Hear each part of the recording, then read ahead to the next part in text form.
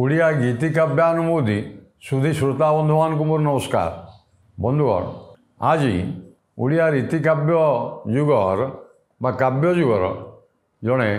ପ୍ରମୁଖ ସାଧକ କବି ଏବଂ ଅନନ୍ୟ ସାଧାରଣ ପ୍ରତିଭାର ଅଧିକାରୀ କବି ଭକ୍ତଚରଣ ଦାସଙ୍କର ମନୋବୋଧ ଚଉତିଶା ଉପରେ ଆଜି କିଛି ଆଲୋଚନା କରିବା। ଏହା ପୂର୍ବରୁ ଆପଣମାନେ ବନ୍ଧୁଗଣ ଜାଣିଛନ୍ତି ଯେ ମୁଁ ମଥୁରାମଙ୍ଗଳ କାବ୍ୟ ଭକ୍ତଚରଣ ଦାସଙ୍କର ଶ୍ରେଷ୍ଠ କାବ୍ୟ ବା ଶ୍ରେଷ୍ଠ କୃତି ପ୍ରେମ ଭକ୍ତି ରସାଶ୍ରିତ ବୈଷ୍ଣବ କାବ୍ୟ ମଥୁରାମଙ୍ଗଳ ସମ୍ପର୍କରେ ଗୁଡ଼ିଏ ଆମେ ଆଲୋଚନା କରିଥିଲେ, ଆପଣମାନେ ଶୁଣିଛନ୍ତି। ତଦ୍ବିଷୟରେ ବା କବିଙ୍କ ବିଷୟରେ ବା ତାଙ୍କ ସ୍ଥାନ ଇତ୍ୟାଦି ବିଷୟରେ ମୁଁ ବିଶେଷ ନ କହିକିରି ଆସନ୍ତୁ ଏହି ମନୋବୋଧ ଚଉତିଶାଟି ସେ ଯଦିଓ ମଥୁରାମଙ୍ଗଳରେ ଏଡ଼େ ସୁନ୍ଦର ଭାବରେ ଗୋପୀତତ୍ତ୍ୱକୁ ବୈଷ୍ଣବୀୟ ପ୍ରେମ ତତ୍ତ୍ୱ ବା ପ୍ରେମ ମାର୍ଗର ସୁଧାଭକ୍ତିର ଅତି ସୁନ୍ଦର ଭାବରେ ଗୋପୀତତ୍ତ୍ୱକୁ ବା ପ୍ରେମ ତତ୍ତ୍ୱକୁ ରାଧା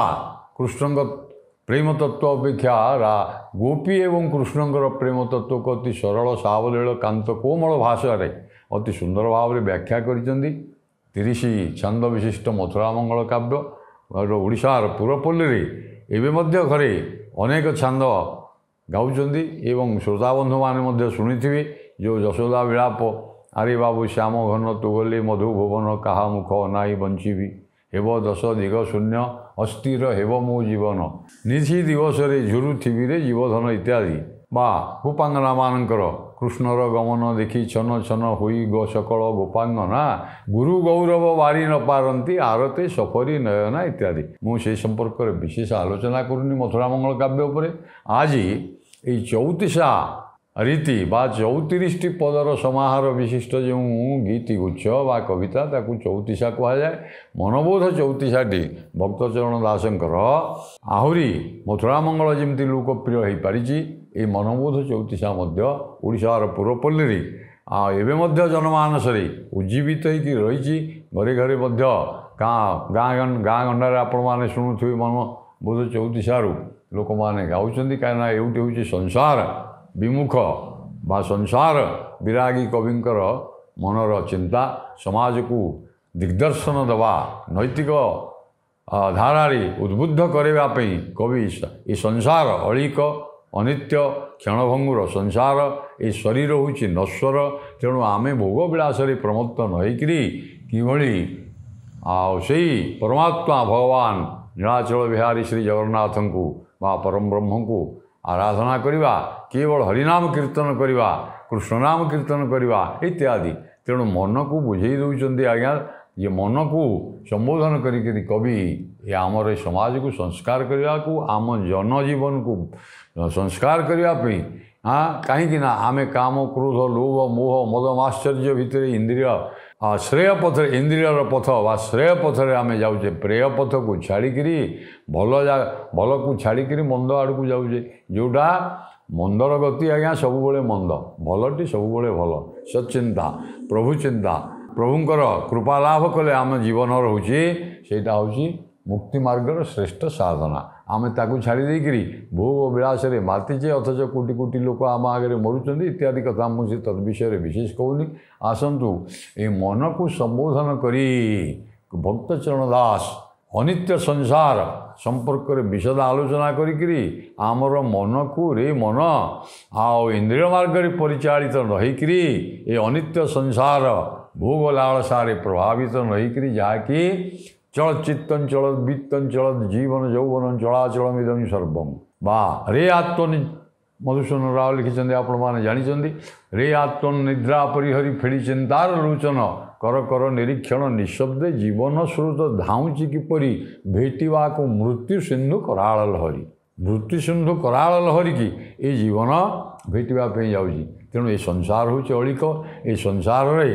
ଦେହ ହେଉଛି ନଶ୍ୱର, ଦେହି ହେଉଛି ସତ୍ୟ। ଦେହ ହେଉଛି ନଶ୍ୱର, ଜୀବ ହେଉଛି ନଶ୍ୱର, କିନ୍ତୁ ଜୀବାତ୍ମା ବା ଆତ୍ମା ହେଉଛି ଦେହି, ଯିଏକି ଦେହ ଭିତରେ ଅଛି, ସିଏ ହେଉଛି ସତ୍ୟ ସନାତନ ଶାଶ୍ୱତ ଦିବ୍ୟ ପଥରେ ତୁମରେ ମନ ପଥିକ ହୁଅ। ଇନ୍ଦ୍ରିୟ ଭୋଗ ତ୍ୟାଗ କରିକିରି ଇନ୍ଦ୍ରିୟ ଲାଳସାକୁ ଚରିତାର୍ଥ ନ କରି, ଯାହାକି एगुड़ा असार जिनिस बुद्धदेव आज्ञा पाली धर्म पदे कहते असारी सारमत्तय सारे चासार दर्शिन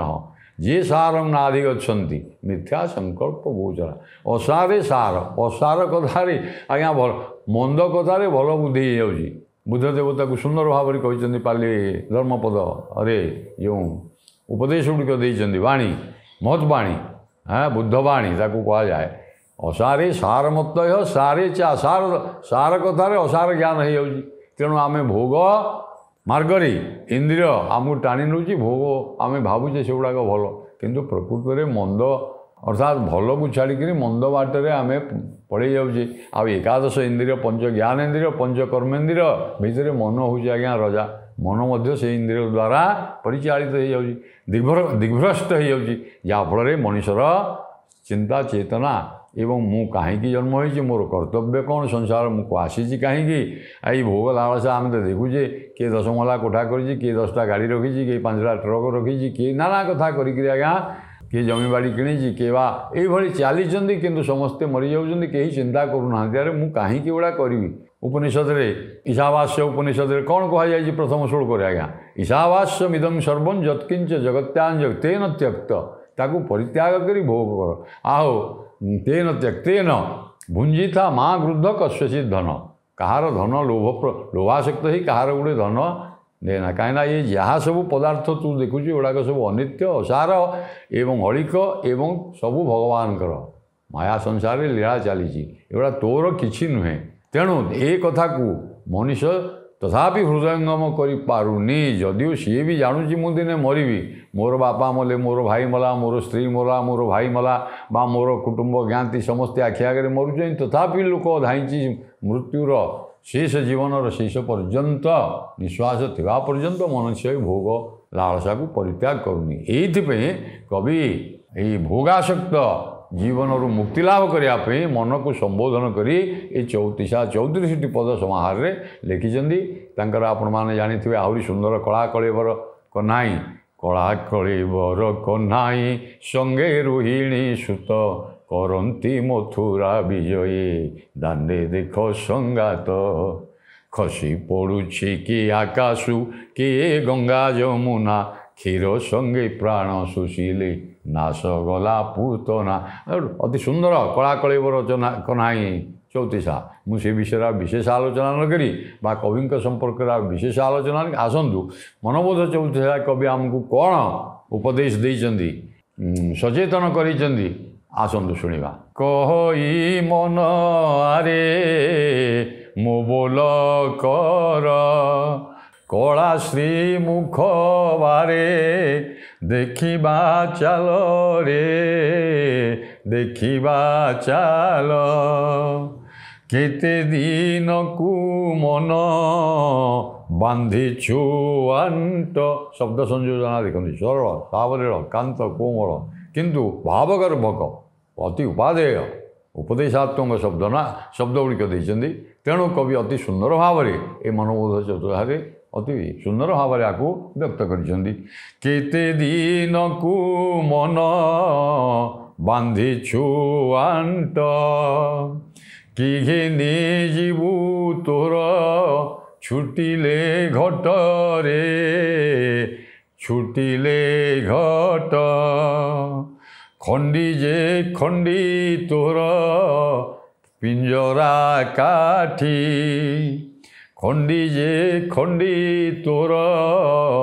पंजरा काठी खाउन थिबे स्वान श्रुगाल बांटी रे श्रुगाल बांटी खट पलंके मन से जाई सो खड़ दुर्गंध हेब ए तोर देहु रे ए तोर देव कही मन आरे मो बोल कर रे मन मन को संबोधन करी कवि उपदेश दौरान आमको आम मान को ये समस्त समाज ये जो प्राणी माने आम जीव जगत में अच्छे मनुष्य सबुठ श्रेष्ठ प्राणी से मनुष्य को ही चेता करे चेता करदेवाई बा उपदेश दौरान जे तू इंद्रिय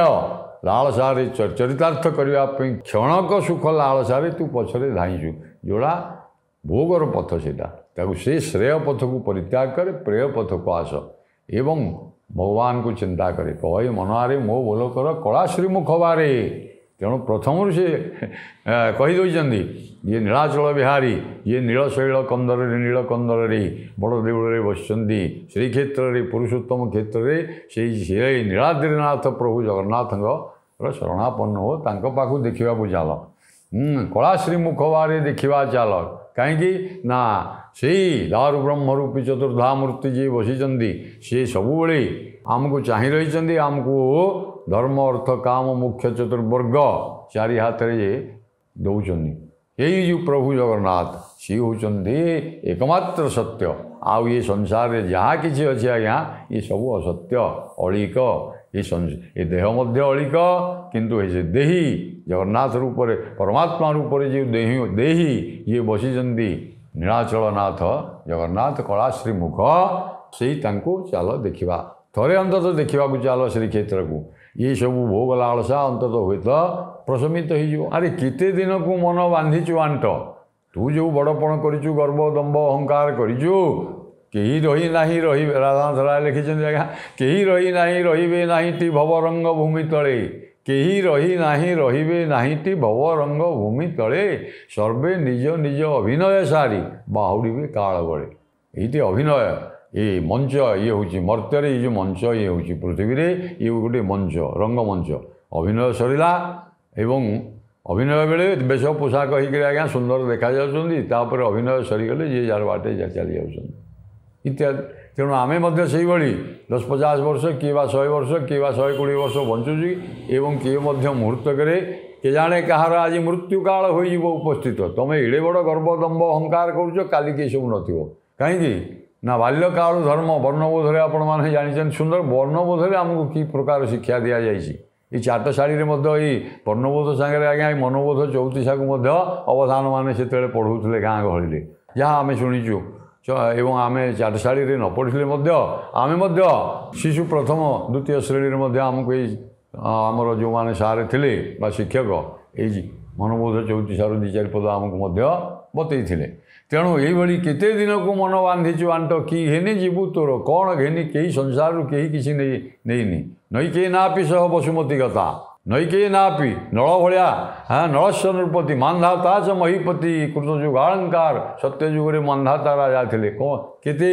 ଚକ୍ରବର୍ତ୍ତୀ କ'ଣ ନେଇଗଲେ। ତ୍ରେତା ଯୁଗରେ ହରିଶ୍ଚନ୍ଦ୍ର ରାଜା ଥିଲେ, କ'ଣ ଏଇଭଳି ଆଜ୍ଞା ଉଦାହରଣ ଲକ୍ଷ ଲକ୍ଷ ଉଦାହରଣ ଆମକୁ ଦିଆହେଇଛି, ପୁରାଣରେ ହେଉ ବା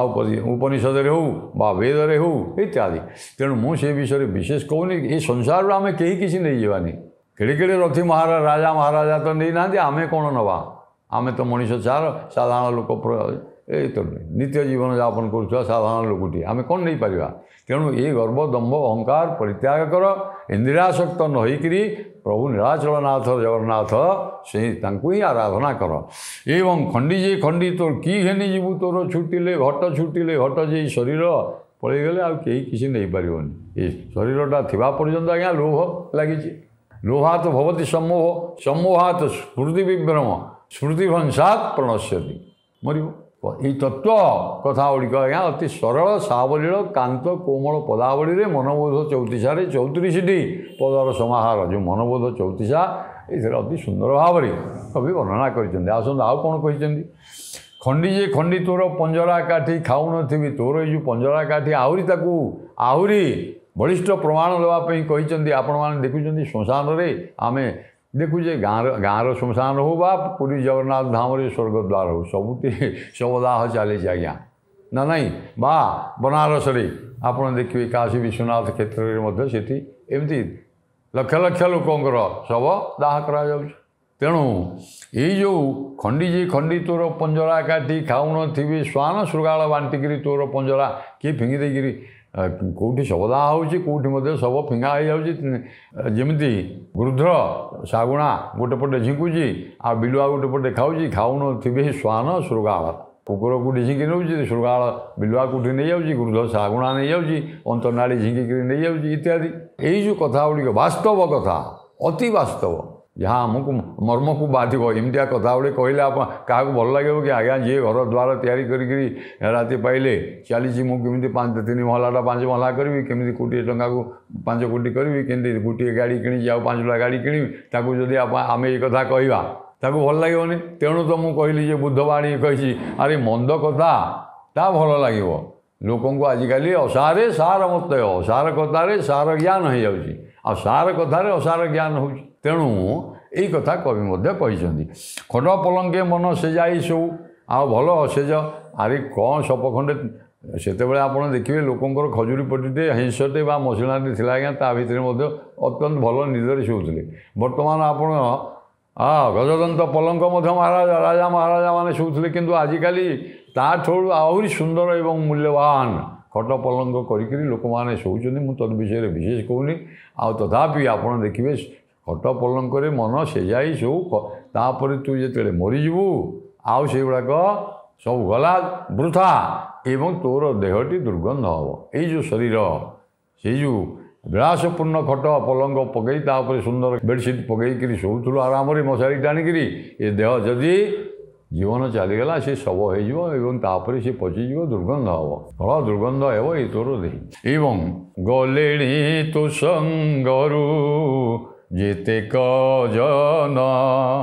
गंठी रे बांधी देले के केते धन रे के केते धन गुरु गोविंद नाम तुंडे न धरू गुरु गोविंद नाम तुंडे न धरू गाढ़े मज्जिण नित्ये गाढ़े मज्जिण नित्ये धन अर्जिलु गाढ़े मज्जिण निबिड़ भाव हैं अरे जो मु कहली ये धन अर्जन करने मनुष्यर जो लोभासक्त मन से इंद्रिय प्रवृत्त होफल आप राति पाइले चिंता करुँच गुड़े संसार दरांडिक आणिक साउंटिक मो घरे थोबी इत्यादि भोग्य पदार्थ सब जिते सब भोग्य पदार्थ जोड़ा आवश्यक नुहे कहीं ना आज थोथी पर मुहूर्त घर को आसिक किए आज्ञा हार्ट कार हार्ट अटैक होगा सी ब्रेन स्ट्रोक होगा नाना कथा आपण मैंने शुणुचे आम शुणुचे आताले सी मूल्य कौन सी लोभासक्त होकर परर द्रव्य को आणिक निजर करी बाघ इत्यादि आपणकर निजकर जहाँ भी अर्जन करूँ अरे सत्पथरे तीर्थव्रत करी हाँ ईश्वर उपासना करी सी पैसा खर्च कर से ना यही सब जो भोग्य पदार्थ विलासपूर्ण जीवन यापन कर जो प्रवृत्ति ताकू रे मन परिहार करे तेणु मन को संबोधन कर कहते गंठी रे बांधी ने गले तो संगरू केते लोक गले किए गंठी बांधी किछि केही भी नहीं ना केही किछि मध्य नहीं ना तू मध्य ताकू भल भाव में अवगत होइचु अवगत होचु आखि आगे देखुचु तथापि से दिगरे प्रवृत्त हो अरे देखुचु युधिष्ठिर कौन कहला आज्ञा युधिष्ठिर महाभारत में कहुए युधिष्ठिर यक्ष संवाद यक्ष पचारा अरे किमाश्चर्यम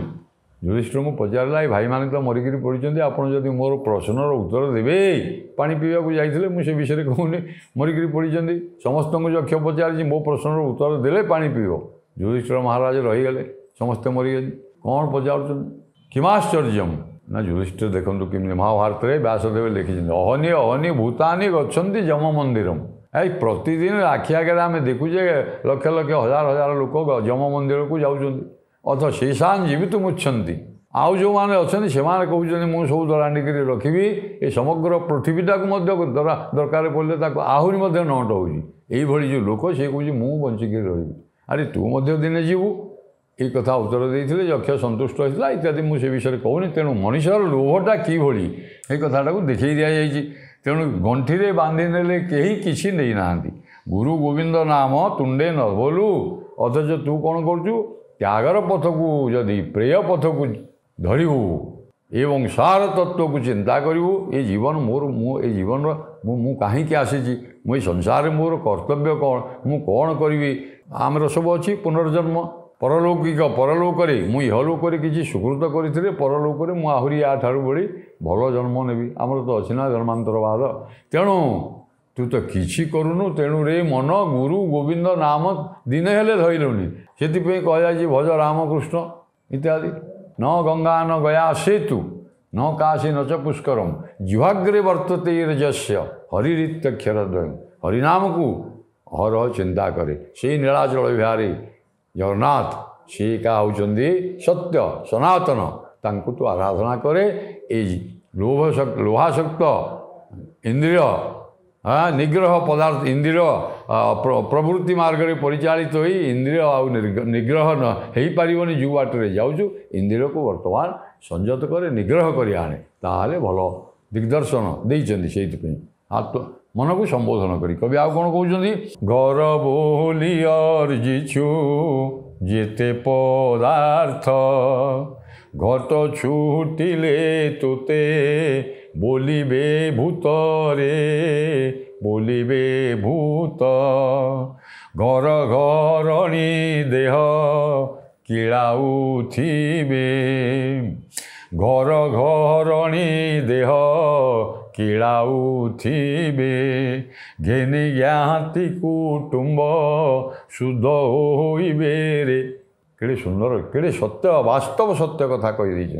तथापि मन आज्ञा लोहाशक्त हो निराशक्त होकर से इमिति प्रवृत्ति मार्ग में परिचालित होगा सी किसी भी चिंता करूनी। अरे तू जहाँ को घर बोली अर्जिचु जेते पदार्थ ये घर बोली आज्ञा अनेक विलासपूर्ण जिनिस सब भोग्य पदार्थ को साइतेचु घट छुटिले तुते बोलिबे भूत तू जो पदार्थ को सब करिचु जो दिन तोर निश्वास बा प्राणवायु चलीज तोते भूत कहे से घरे भूत आपड़ देखिए आमर सब से दस सब संस्कार अच्छी शुद्ध श्राद्ध संस्कार अच्छी आपड़ देखिए प्रेत कर्म करने आ केमी आसिक पुरोहित सब कार्य करुँच इत्यादि घर किड़े दौरान इत्यादि दशहा दिन कौन करा द्वादश एकादशी दिन दान धर्म कराऊँ द्वादश दिन केमी श्राद्ध इत्यादि इत्यादि मुझे तद विषय अस्थि आणिक केमी कराऊँगी कहीं तू ये घर को केमी चलीजु भूत बोले डरबे ना पिले एवं निज घरणी जहाँ को तू स्त्री विवाह करूँ से विवाह बंधन में जहाँ सागर जीवन संगिनी कर रखी सी भूत डर तेणु सी चाहूँ तू केमी मरीजा पर तोर प्रेत ये घर को न आसू भूत होकर डरब एणु घर घरणी देह किलाउथिबे ए देह को